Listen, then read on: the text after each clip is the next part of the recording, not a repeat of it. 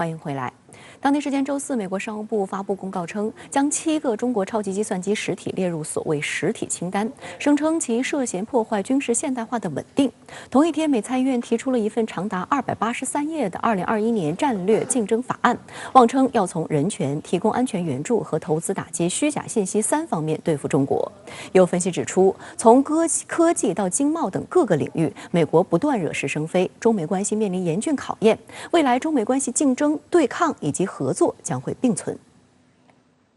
被列入所谓实体清单的7个实体分别是天津飞腾信息技术、上海集成电路技术与产业促进中心、深圳市信维微电子、国家超级计算济南中心、国家超级计算深圳中心、国家超级计算无锡中心以及国家超级计算郑州中心。根据美国商务部的说法，这些实体为中国军方制造超级电脑，协助研发先进军备及国家安全系统，包括核武器及高超音速武器等。美国商务部指出，超级电脑对现代化武器与国家安全系统发展至关重要，美方将尽力防止中国利用美国技术支持这些破坏稳定的军事现代化行动。列入名单的机构或企业若要从美国供应商购买产品，必须先向美国商务部申请许可，并面临严格审查。新措施即时生效，但不适用于已付运的货物。在周五的外交部例行记者会上，发言人赵立坚回应表示，美国政府为了维护自身科技垄断和霸权地位，遏制中国发展，一再泛化国家安全概念，滥用国家力量，滥用实体清单，不择手段地恶意打压中国高科技企业，中方对此坚决反对。美国在超级计算机领域对中国实施技术封锁由来已久，但中国超级计算机依然凭借自主创新跃居全球领先地位。美国的遏制打压阻挡不了中国科技进步发展的步伐，只会更加坚定中国自主创新的决心和意志。针对美方的有关措施，中方将采取必要措施，坚决维护中国企业的合法权益。外界关注到，就在美方宣布所谓制裁的前一天，《华盛顿邮报》煞有介事的报道称，被列入实体清单的天津飞腾信息技术公司向中国西南部一个隐蔽的军事设施提供超级电脑，高速运算模拟超音速导弹穿越大气层时的高热与阻力。报道还引述前美方官员的观点，妄称中国会使用这种导弹对付美国航母或台湾。实际上，围绕超级计算机，世界各大科技强国早在多年前就已经开展技术竞赛，而中国超级计算机近年来的飞速发展一直被美国所忌惮。据报道，目前在超级计算机世界500强榜单中，中国有226台，美国有113台，日本有29台。复旦大学国际关系专业副教授简军波分析认为，美国对中国开展科技领域的制裁，上次是华为，这次是超算，都有一个共同点，就是具备强大电子运算能力。华为 5G 在数据处理上是速度超快，超算讲究的当然也是超级速度。速度在现代社会意味着掌握先机，在军事和安全领域则意味着战场上瞬息之间的生或是死。我国的这个超算技术已经发展到很高的程度，反映出美国在保持高新技术优势方面的这种自信心不足了。这个是已经完全超出了正常的国际关系准则的范围了，是在行为方面已经变得不那么符合常规了。此外，当地时间周三下午，美国总统拜登在白宫发表有关美国就业计划的演讲，再次大力推销高达2.25万亿美元的基建计划时，将其描述为对抗中国崛起、确保美国在世界舞台霸权的成败攸关之举。这也是拜登在一周内第2次利用中国推销他的基建计划。加强与中国开展全面的战略竞争，似乎已经成为了美国政府的主基调。当地时间周四，美国参议院提出了一项法案，要求拜登政府采取与中国的战略竞争政策，以保护和促进美国重要利益和价值观。美国参议院外交关系委员会主席当天发布声明表示，这代表了前所未有的两党合作，将动员美国所有战略、经济和外交工具，抗衡中国日益崛起的全球力量。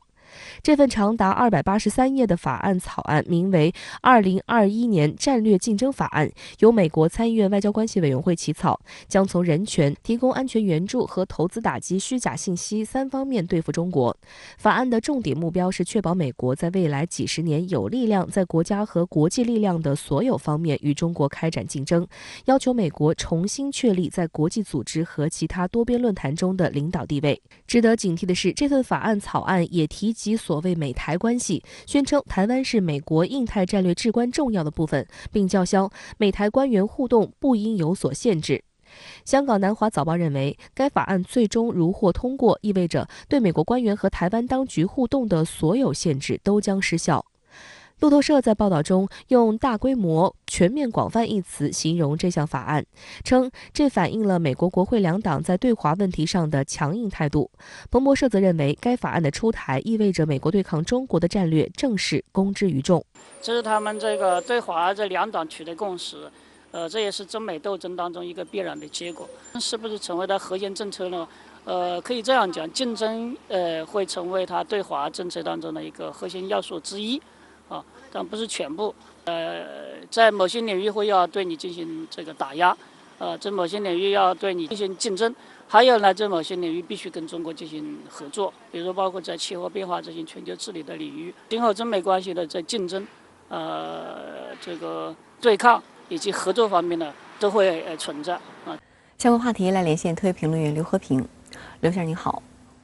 对于美国参议院推出获得两党议员支持的2021年战略竞争法案，以加强美国与中国开展全面的战略竞争一事，您是如何解读？我认为这一法案的提出应该是一个标志性的事件，它在某种程度上意味着中美新一轮的世纪性战略竞争已经正式拉开了帷幕。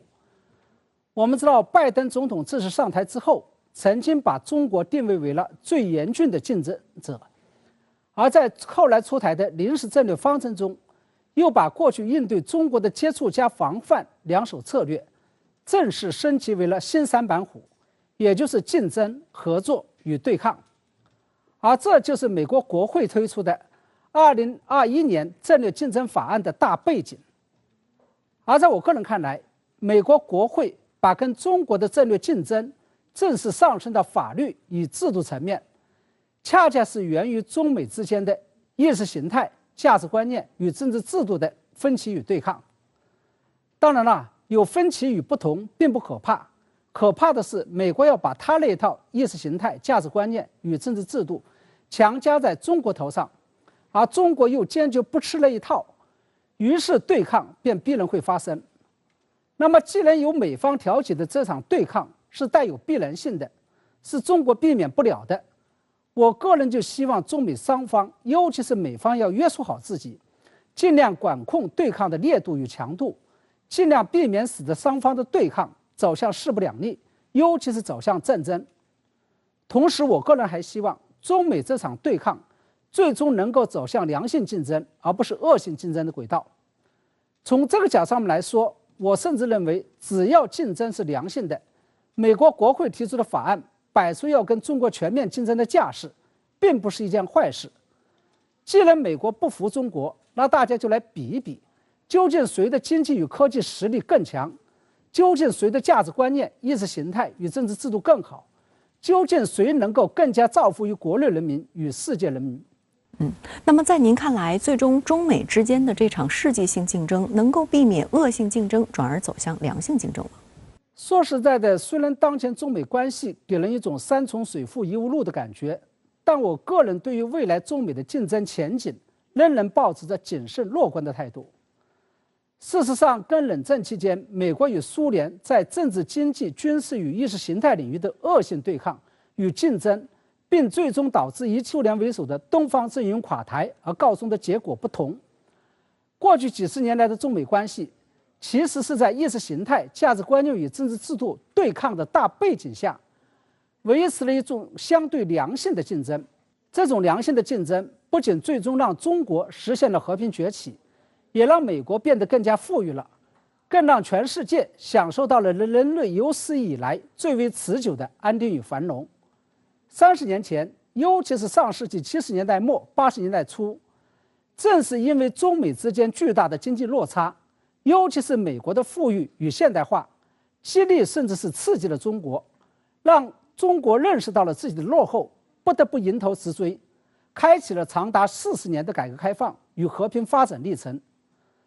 这是中美之间的第一次良性竞争。然而30年河东，30年河西，经过10多年经济上的改革开放，尤其是加入世贸，融入世界经济体系，中国不仅经济实力上来了，综合国力上来了，而且自信心或者说是道路自信、理论自信、制度自信、文化自信也上来了。尤其是10几年前，中国的 GDP 跃居全球第2。2008年美国爆发金融海啸，以及去年和今年中国成功地控制住了新冠疫情，而以美国为首的西方国家则深陷在新冠疫情的泥沼中。这3个标志性的事件，更让不少人产生了东升西降的这样一种判断。而这样一种局面又反过来刺激了美国，让美国尤其是拜登政府产生了要重建美国的经济科技实力，甚至是重建美国的社会与宪政民主制度，重新跟中国开展一场新的竞争，重新跟中国扳一扳手腕的这么一种念头。拜登出台的高达4万亿美元的基建计划，重新振兴美国科技，尤其是5G 技术的计划，以及开始重新反思美国的民主制度，从某种程度上面来说，都是因为深受中国刺激的结果。从中我们可以看出，当前美国摆出的要跟中国全面竞争的架势，表面上看来似乎是火药味十足，但实际上这是一种变相的相互激励与相互激荡。我甚至认为，一个国家发展的真正动力，其实是来自于竞争，尤其是来自于政治对手的竞争。从这个角度上面来说，也许若干年以后，美国应该会感谢中国，正是因为中国惊醒了美国，才使得美国上上下下产生了危机意识，并且下定了要重建美国的决心。美国商务部宣布把7家中国超级计算机公司列入实体清单，原因是这些公司从事了危害美国国家安全或美国对外政策利益的行为。您对此又是如何看呢？我在前面讲到了，中美之间有对抗与竞争并不可怕，关键是要管控好对抗的烈度与强度，同时让双方的竞争维持良性的态势，不要走向恶性的竞争。那么什么样的竞争才是良性的？什么样的竞争才是恶性的呢？我认为，但凡认识到自己差距之后，从自己身上找原因，并且从哪里跌倒就从哪里爬起来的竞争，就是良性的竞争。而一味的从对手身上找原因，把所有责任都归咎于对方，